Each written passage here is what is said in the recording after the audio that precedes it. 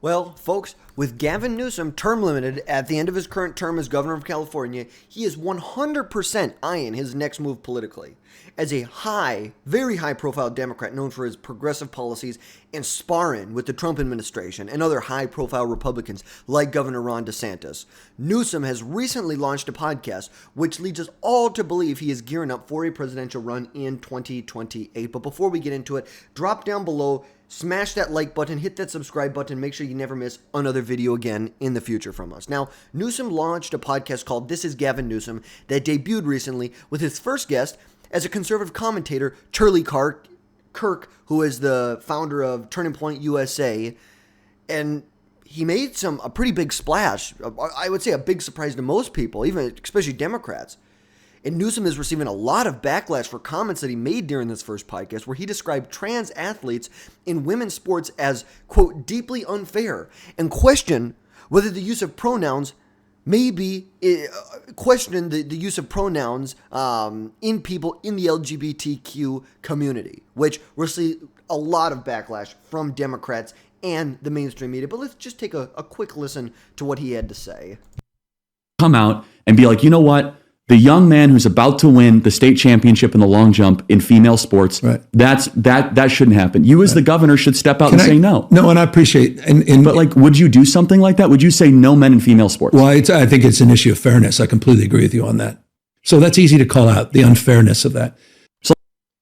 Yeah, it's easy to call out, but it wasn't easy when you passed laws that made it the state law in California that trans men must be allowed to play in female sports. So, you know, it obviously was a little hard for you back then when you signed the bill, but you may ask, why does this matter?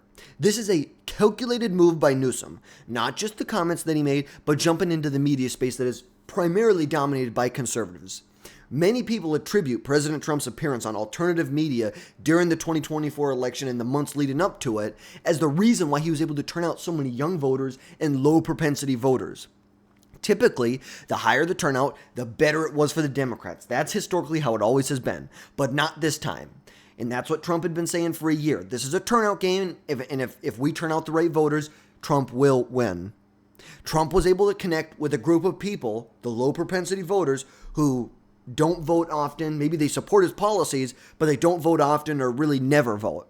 And Newsom, entering this space right now after a major loss by the Democrats, is no coincidence. He clearly is trying to appeal to these moderates that are in the party, and maybe even people, independents and moderate Republicans and other voters who consume alternative media leading up to the 2028 election. This podcast really gives him a direct avenue to a national stage and access to a national voice.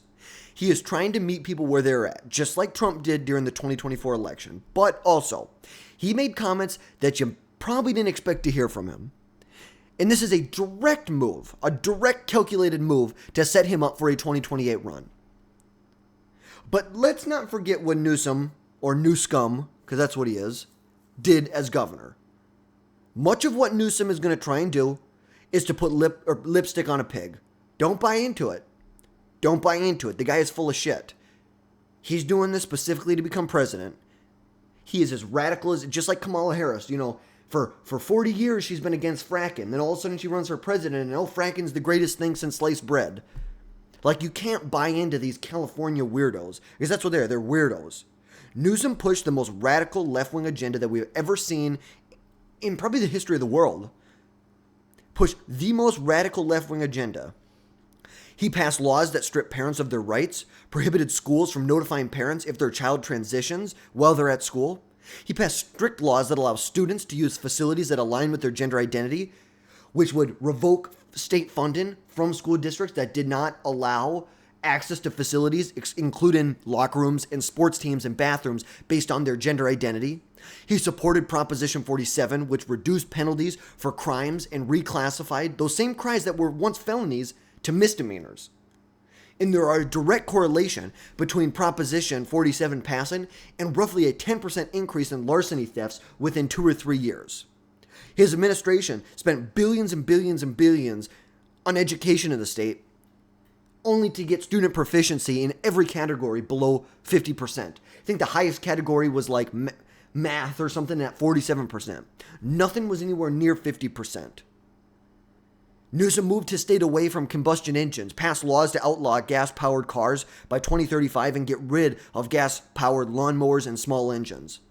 And let's of course not forget what this POS did. He shut down the entire state during the COVID pandemic, causing lasting economic damage in his state, and extending those lockdowns far beyond the point of reason, while at the same time breaking the same strict measures that he put in place when he was caught dining at the French Laundry during the height of the COVID pandemic.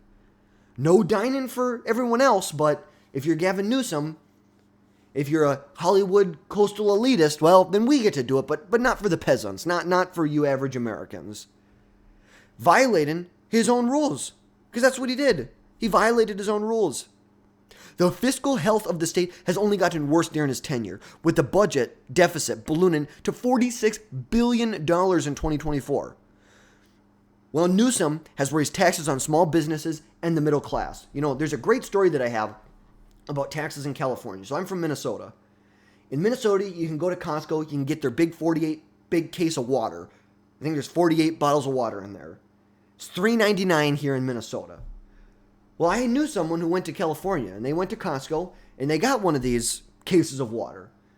Well, perfect. It's $3.99 in California as well. Well, they go to check out. Well, all of a sudden, there's a $2.99 eco-friendly tax that's put on just the case of water. Plus, state taxes are higher in California than they are in Minnesota. So this case of water that costs $4 in Minnesota is now almost $8 in California. $8 in California. They've taken all this money and somehow they have the biggest deficit of any state in the nation. Which, by every stretch of the imagination, Newsom is a complete and utter failure. And just because he says a couple things that might appeal to some moderates or the MAGA base, these culture war issues, he may try and appeal to that. It's like he is not for the America first. He is as far from reality, as far from America first, as far from reality as you possibly can be. California is the most mismanaged state in the entire country. It's a complete and total disgrace. Do you want to look at what liberal policies in a bubble do to a beautiful piece of land? It's like California is beautiful, but now they've built all these windmills everywhere. So you can't even enjoy the beautiful landscape they have there because they have windmills everywhere.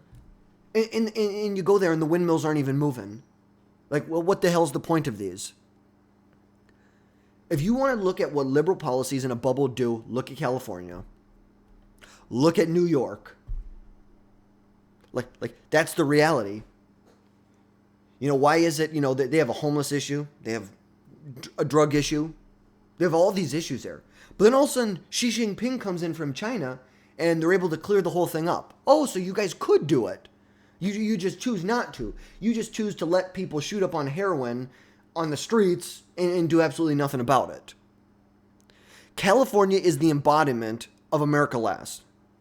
They're more worried about decriminalizing felonies and transitioning children than they are worried about the everyday struggles of Americans. And you remember that for 2028 because that's what Gavin Newsom is all about. Decriminalization of felonies, transitioning children. That's what he cares about. He doesn't care about the struggles of average day Americans. Newsom may be a slick politician who is pivoting with his new podcast, and you know what? Give him brownie points. He's one of the few Democrats who have actually pivoted since the 2028 election. But ultimately, America must reject this radical anti-American politician because that's what he is. He's radical, he's anti-American. The base, the Democrat base may love Newsom, but do people in Pennsylvania, do people in Butler, Pennsylvania love Gavin Newsom? It's like that's just the reality. Do the people in the swing states like Gavin Newsom? Hell no. Do the people in Michigan like Gavin Newsom? Do the people of Wisconsin love Gavin Newsom? Absolutely not. Absolutely not. And that's why he would be a horrible choice for the Democrats in the 2028 election. Because he's a Hollywood elitist. The same issue that Kamala Harris dealt with. He's a Hollywood elitist. He's out of touch from reality. Way out of touch from reality. And this is why Americans must reject this radical anti-American politician. Drop down below, hit that subscribe button, make sure you never miss another video from us again in the future. That's going to wrap things up for today.